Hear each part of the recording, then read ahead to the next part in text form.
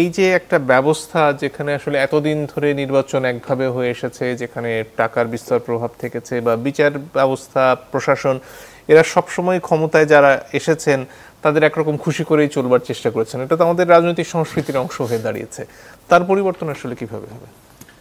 না, আমি মনে করি আমরা পরিবর্তনের একটা মহাসড়কে আসলে আমরা এখন যাত্রা করেছি। আর সেই যাত্রাটা আমরা কিভাবে সম্পন্ন করব, এটা নিশ্চয়ই একটা গুরুত্বপূর্ণ চ্যালেঞ্জ। প্রথমত আমি নিজে দেখতে চাই যে দলগুলোর মধ্যেও আমি এটা পরিবর্তনের, আমি একটা রাজনৈতিক সাংস্কৃতিক একটা বাতাবরণ আমি কিন্তু দেখছি, একটা চর্চা আমি দেখছি। 16 বছরের লড়াই বা 36 দিনের জানবাজি, আমাদের যে সিদ্ধান্তমূলক আন্দোলন, গণ অভ্যুত্থান, একটা তৈরি করেছে প্রশ্ন করা। তার মানে যে এখন আমি দেখেছি, আমি বিএনপি থেকে শুরু করে আমি বিভিন্ন দলের এবারকার এই জাতীয় ঐক্যমত্য কমিশনে তো 30-32টা দলের সঙ্গে দেখা সাক্ষাৎ কথাবার্তা বলার একটা সুযোগও তৈরি হয়েছে, আনুষ্ঠানিক অনানুষ্ঠানিক নানাভাবে। প্রশ্ন করার একটা প্রবণতা আমি দলগুলোর মধ্যে দেখছি।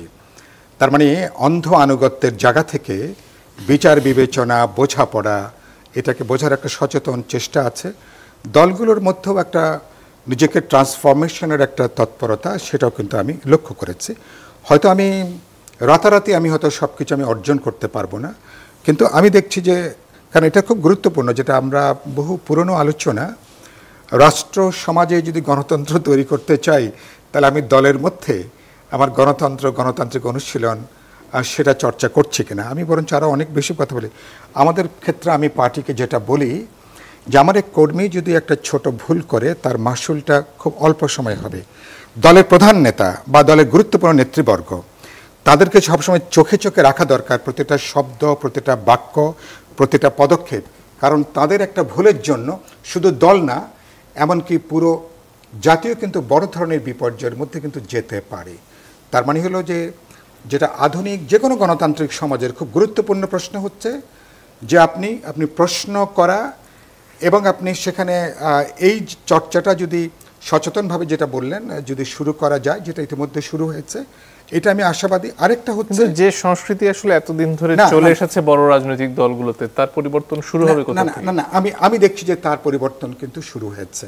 কারণ হচ্ছে যে পুরনো জমানায়, কারণ এই পরিবর্তন না করলে তারা কিন্তু আগের ব্যবস্থায় তারা কি আভাস পেয়েছে? না, পরিবর্তন যেমন আমি দেখছি যে বিভিন্ন প্রশ্নে এখন কোনো দলকে চাপিয়ে দেওয়া সম্ভব হচ্ছে না। আমি যে বিএনপির ক্ষেত্রে বলি, আমি তাদের সঙ্গে তো আমার ধারণাই ছিল গত 3-3.5 বছর আমরা যুগপৎ আন্দোলন করতে, যে বিএনপি দলটা তো ধরুন আছে না, যে বিএনপি তো রাজনৈতিক দল হয়ে উঠেছে প্রথমত এরশাদ সামরিক স্বৈরতন্ত্র বিরোধী ওই 9 বছরের মাঠের আন্দোলন। পরবর্তী পর্যায়ে হাসিনা গত 15 বছরে একদম পিটিয়ে একটা সীমাহীন নির্যাতন নিপীড়নের মধ্যে একটা দলকে কীভাবে রাজনৈতিক ইনস্টিটিউশনে বা দলে পরিণত করতে হয়, এটা বিএনপির ক্ষেত্রে সেটা আমি একটা এক্সাম্পল সেটা দেখি। তার মানে এত অত্যাচার নির্যাতন আমাদের উপমহাদেশে কিন্তু দীর্ঘ সময়ের জন্য খুব কম দলে কিন্তু এটার মুখোমুখি হয়েছেন। সেই জায়গা থেকে একটা কোনো কিছুকে মানে অন্ধ আনুগত্যের জায়গাটা সম্ভবত তার সংস্কৃতিটা কমতে শুরু করেছে। আরেকটা যেটা বললেন, মনোনয়নের ক্ষেত্রে যদি, যেটা প্রধান, আপনার সময় যেহেতু খুব সীমিত, মনোনয়ন দিয়ে কিন্তু বোঝা যাবে আগামীতে সত্যি কোন দল কোন ধরনের সংসদ সদস্য তারা দেখতে চান। কিন্তু আমাদের এখানে দুর্ভাগ্যজনকভাবে আনুগত্যের পরীক্ষায় 99 নাম্বার পেলেও কিন্তু আপনার কিন্তু তালিকা হবে ফেলের তালিকায়। আনুগত্যের পরীক্ষায় আমাদের এখানে যারা সরকারে থাকেন, প্রধান নির্বাহী থাকেন, অথবা দলগুলোর, আমি সাধারণভাবে বলছি, আনুগত্যের পরীক্ষায় প্রায় 100তে আপনাকে 100 পেতে হয়। 100 না পেলে আপনি ওই জায়গায় আপনি আসতে পারেন না। এটার পরিবর্তন শুরু হয়েছে বলে আমার ধারণা। আমি আমি একটু আশাবাদী হয়তোবা হচ্ছি। এটা আমি বুঝবো কিভাবে? এটা আমি বুঝবো দলের কমিটিগুলো কিভাবে রিঅর্গানাইজ হচ্ছে।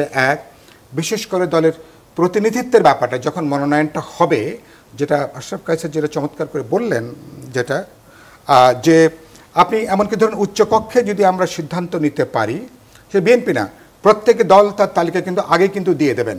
বিপ্লবী ওয়ার্কার্স পার্টি কোন 10 জনকে বা কোন 20 জনকে উচ্চকক্ষে দেখতে চাই, তাহলে আমরা কিন্তু তার তালিকা আগে কিন্তু দিয়ে দেব।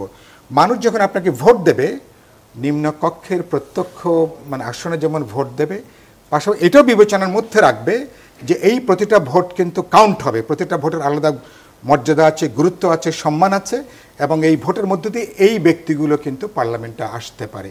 এটাও তার জন্য কিন্তু একটা বিচার বিবেচনার বড় একটা সুযোগের জায়গাটা তৈরি হচ্ছে। আমি সেদিক থেকে মনে করি যে আর পুরনো জমানায় বিএনপির আপনি বললেন না, বিএনপির তার এই যে ট্রান্সফরমেশন গত শুধু বিএনপি কেন, আমি বিভিন্ন রাজনৈতিক দলের ক্ষেত্রে আমি যেটা বলছি, পুরনো সংস্কৃতি, পুরনো অর্ডার আর এখানে ফাংশন করছে না। তার মানে একবিংশ শতাব্দী যেখানে প্রতিটা মানুষ ইন্ডিপেন্ডেন্টলি চিন্তা করতে চায়, এবং সেদিক থেকে আমি মনে করি যে মানে দলগুলোর নেতা কর্মী সংগঠক এটা যদি এই সংস্কৃতির যেটা এবার অভ্যুত্থান সবচেয়ে গুরুত্বপূর্ণ প্রশ্ন, যেটা পুরনো অর্ডারটাকে তারা অনেকখানি তারা ভেঙে দিয়েছে, পুরনো চিন্তা, পুরনো মূল্যবোধ, অনেকগুলো পুরনো জায়গাটা, কিন্তু সেটা দুর্ভাগ্যজনকভাবে এখনো সেটা কিন্তু নতুন কাঙ্ক্ষিত সংস্কৃতি দ্বারা এটা কিন্তু এখনো রিপ্লেসড হয়নি। এটা একটা উদ্যোগ, যদি আমরা শুরু করতে পারি, আমি যেটা বলেছি আমরা একবারে সবটা অর্জন করতে পারবো না, আমি লক্ষণটা দেখছি, কিন্তু এখানে পলিটিক্যাল উইলটা খুব গুরুত্বপূর্ণ। রাজনৈতিক দল বলি বা যারা নেতৃত্ব দিচ্ছেন, সেদিক থেকে আমি কিছুটা আশাবাদী হতে চাই।